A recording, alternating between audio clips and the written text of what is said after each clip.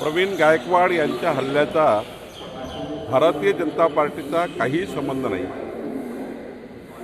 आणि आम्हाला अशा खालच्या लेवलच्या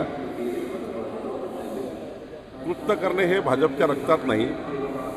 परंतु दीपक काटे यांनी प्रवीण गायकवाड यांच्याबद्दल त्यांना त्या ठिकाणी शाई फेकणे किंवा वंगण फेकणे वगैरे जे काही घटना केली आहे ही चुकीची आहे।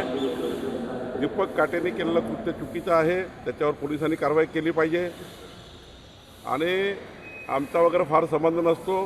भारतीय जनता पार्टीचा कार्यकर्ता आहे, बुके द्यायला आला तर फोटो काढले, पण प्रवीण गायकवाडच्या केसबद्दल मी जे काही प्रकरण झालं त्याबद्दल खरं तर दीपक काटेवर कारवाई झाली पाहिजे आणि यावर प्रवीण गायकवाडच्या केसचा भारतीय जनता पार्टीचा कुठलाही संबंध नाही आणि आरोपी कुठलाही असो, कोणत्याही पक्षाचा असो, आरोपी हा कुठल्याही पक्षाचा असो तो आरोपी आहे। दीपक काटेंनी प्रवीण गायकवाडसोबत असं वर्तन करायला नको होतं आणि हे भारतीय जनता पार्टीला मान्य नाही।